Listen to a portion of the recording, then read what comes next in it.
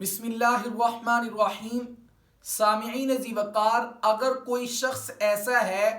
جس کو پیشاب کرنے کی بہت ہی شدت کے ساتھ حاجت ہو رہی ہے، یا اس کو بڑا پیشاب یعنی کہ پاخانہ کرنے کی حاجت محسوس ہو رہی ہے، یا اس کو ہوا خارج کرنے کی حاجت محسوس ہو رہی ہے، اور اسی حالت کے اندر اگر وہ نماز شروع کر دیتا ہے یا نماز کے دوران اس کو یہ محسوس ہوتا ہے، تو اس کی نماز کا کیا حکم ہے؟ اس کی نماز ہو جائے گی یا نہیں ہوگی؟ آج کی اس ویڈیو کے اندر انشاءاللہ عز و جل اسی مسئلہ کے متعلق آپ احباب کو آگاہ کرنے جا رہا ہوں۔ آپ تمامی احباب سے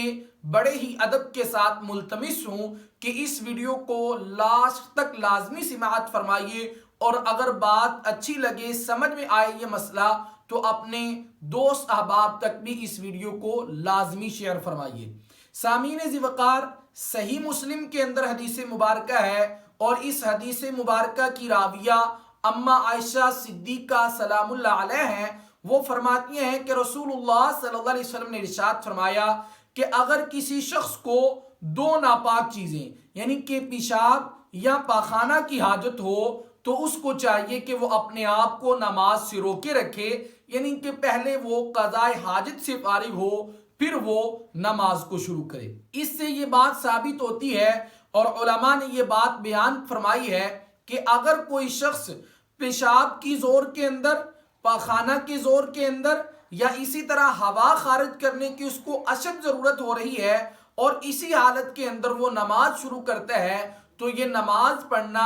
اس کے لیے مکروہ تحریمی ہے، یعنی کہ حرام کے قریب قریب ہے۔ اس کو اس طرح نماز نہیں پڑھنی چاہیے۔ ہمارے ہاں بعض لوگ کیا کرتے ہیں کہ ظہر کے وقت وضو کیا، عصر کے وقت یا وضو کیا، یا مغرب میں وضو کیا، تو اب جی چاہتا ہے کہ یار سردیوں کا موسم ہے تو کیوں جو ہے وہ بار بار ٹھنڈے پانی سے وضو کیا جائے، ادھر سے پیشاب کی حاجت بھی ہو رہی ہے، بڑے پیشاب کی حاجت ہو رہی ہے، یا ہوا خارج کرنے کی حاجت ہو رہی ہے، تو زبردستی جو ہے وہ نماز پڑھ لی جاتی ہے کہ بھئی اسی وضو کے ساتھ نماز پڑھتا ہوں۔ تو خدا را اس طرح سے اپنی نماز کو خراب مت کیجئے۔ پہلے آپ اپنی قضاء حاجت سے فارغ ہو جائیں، پھر اس کے بعد آپ نماز شروع کیجئے۔ ہاں، اگر ہلکی پھلکی سی حاجت محسوس ہو رہی ہے کہ آپ اگر نماز پڑھتے ہیں تو آپ کی نماز کا خشوع اور خضوع برقرار رہتا ہے، وہ خراب نہیں ہوتا، تو پھر آپ اگر نماز پڑھتے ہیں تو اس میں تھوڑی سی لچک ہے کہ آپ نماز پڑھ سکتے ہیں۔ اس میں بھی بہتر یہی ہے کہ آپ پہلے جو ہے وہ اپنی قضاء حاجت سے فارغ ہو جائیں، پھر آپ نماز شروع کیجئے۔ لیکن اگر یہ صورتحال نماز کے اندر شروع ہو جائے کہ آپ پہلے جو ہے وہ کوئی ضرورت محسوس نہیں ہو رہی تھی، ایک آدمی نے نماز شروع کی، نماز شروع کرنے کے بعد اس کو بہت ہی شدت کے ساتھ اس کو ہوا خارج کرنے کی ضرورت محسوس ہو رہی ہے، پیشاب کی ضرورت محسوس ہو رہی ہے، پاخانے کی ضرورت محسوس ہو رہی ہے، اور اتنی زیادہ ہو رہی ہے کہ اب وہ اس کے برداشت سے باہر ہے، اس کا نماز کے اندر ذرہ برابر دھیان توجہ نہیں ہے، خشوع خضوع برقرار نہیں ہے، اس کا ذہن جو ہے وہ صرف اس پیشاب، ہوا خارجیاں، پاخانے کی طرف ہی جا رہا ہے۔ اب اس صورت میں علماء کرام لکھتے ہیں کہ اس کو چاہیے